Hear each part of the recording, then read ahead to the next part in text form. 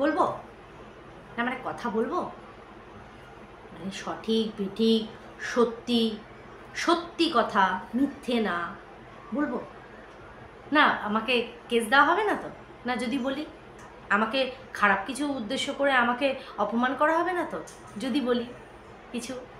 আমার বাবাকে টানা হবে না তো যদি বলি? এই যে কথাগুলো আমি বললাম, এগুলো শুনে হাসিও পায়, আবার আফসোসও হয়। কারণ এই যে আজকে আমরা কন্ট্রোভার্সি ক্রিয়েটাররা, যারা একটা সময় প্রচণ্ড পরিমাণে চুলোচুলি করেছি, আমি তো প্রতি মুহূর্তে স্বীকার করি, চুলোচুলি, মুখ খারাপ, ক্যারেক্টার নিয়ে কথা বলা একটা সময় ওয়াইটিতে প্রচুর হয়েছে। কিন্তু সেখান থেকে না মানুষ নিজেকে এরকমভাবে গুটিয়ে নিয়েছে, কারণ মানুষ বুঝতে শিখেছে, ম্যাচিওর হতে শিখেছে। আমার বহু দিনের ভিডিও যদি তোমরা লক্ষ্য করো, বহু দিন হয়ে গেছে যে আমি কিন্তু মুখ থেকে খারাপ কোনো কথা বার করি না, মানে নোংরা কথা। বহু দিন হয়ে গেছে, যদিও বা বাকি আরও কিছু লোকেদের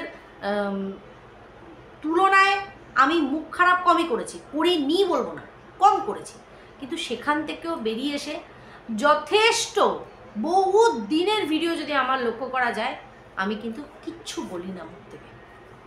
কিন্তু যেটা দেখছি সেটাও যদি না বলি, তাহলে আমাদের কন্ট্রোভার্সি ক্রিয়েটারদের অস্তিত্বটা কোথায়? মূল উদ্দেশ্যটা কী ছিল?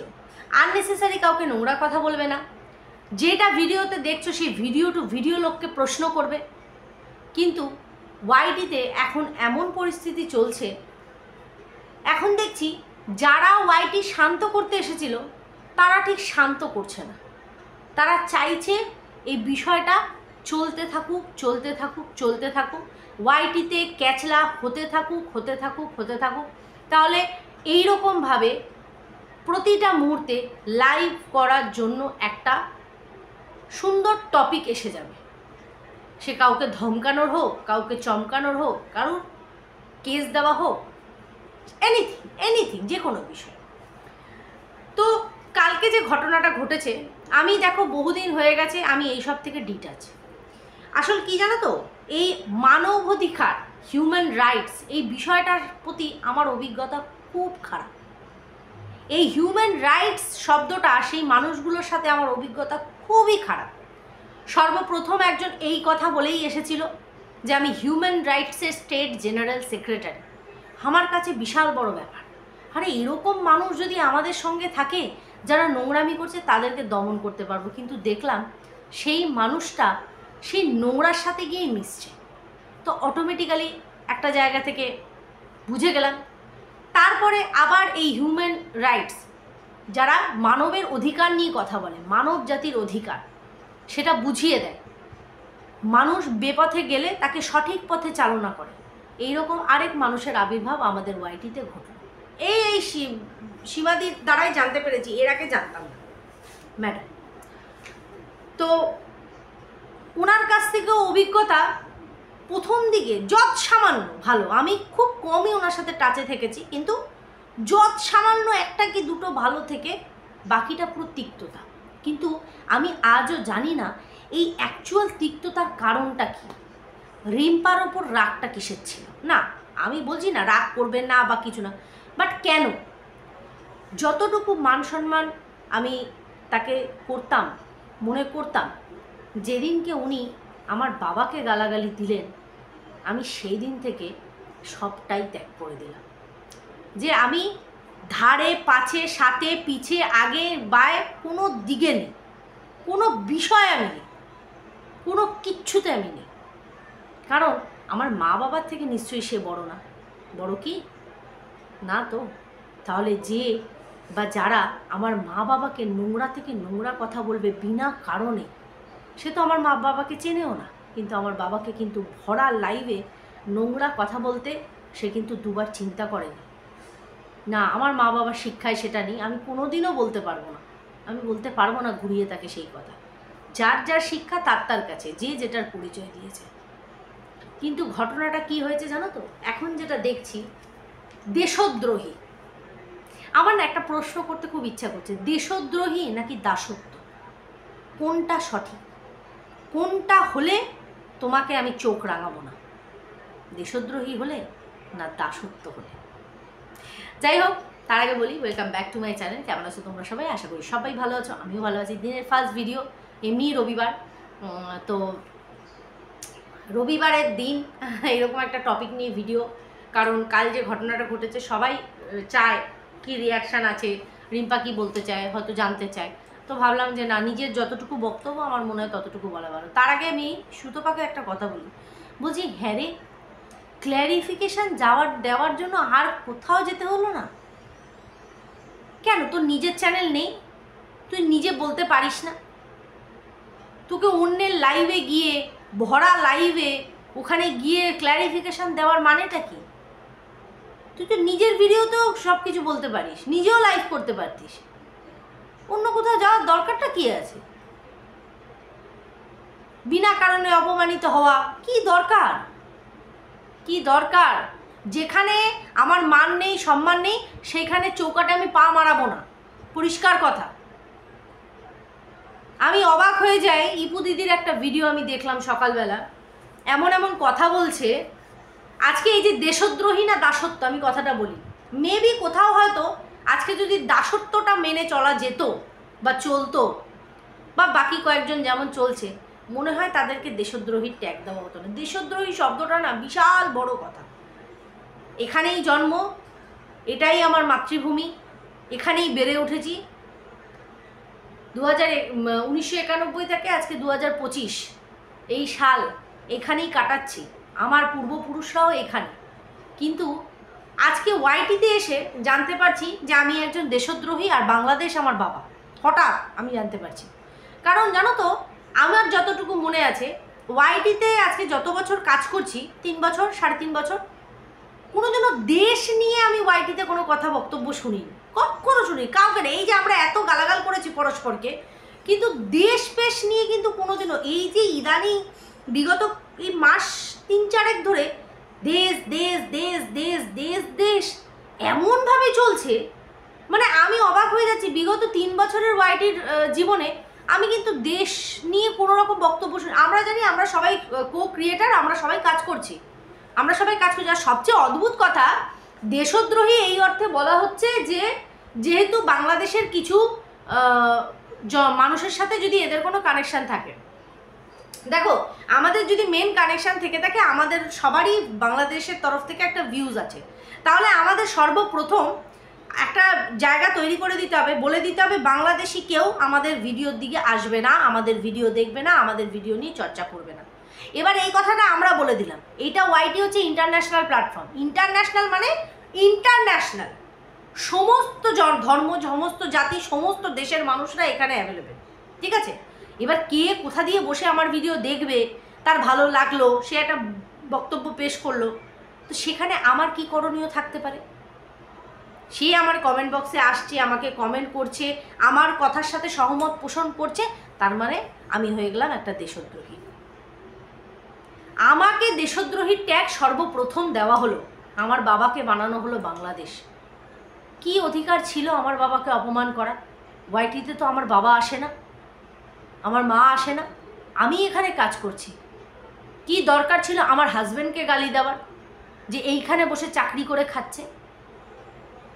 মানব অধিকার, আমাদের যে দিদিভাই, মানব অধিকার কর্মী যে দিদিভাই আজকে ওয়াইটিতে ম্যাডাম রয়েছেন, আজকে তার কর্তব্যটা আমরা এইটা ওনার দিকে এরকম চাতকের মতন তাকিয়েছিলাম। কীরকমভাবে বলো তো, যে না আজকে ম্যাডাম আসছেন যখন, তাহলে নিশ্চয়ই এই যে যারা অন্যায় করছে সেই অন্যায়গুলোকে উনি থামিয়ে দেবেন। কিন্তু আজকে দেখছি অন্যায় করা মানুষগুলোকে উনি প্রোভাইড করছেন। হ্যাঁ হ্যাঁ, কাল ভিডিও নামিও, এই করো সেই করো, তাদের কাছে তিনি এতটা স্মুথ হয়ে গেছেন, আমি তাকিয়ে অবাক হয়ে যাচ্ছি যে যারা মহিলাদের ওয়াইটিতে নাঙ্গা করে ছেড়ে দিয়েছে, আজকে সে সগর্বে সদর্পে তার লাইভে বিচরণ করছে, আর তিনি সাবাসী দিচ্ছেন যে হ্যাঁ অবশ্যই করে, আমি জানতে চাই তুমি ভিডিও করো। মনে হয় না এই আশাগুলো করিনি, আমি তো করিনি, আমি একদমই আশা করিনি।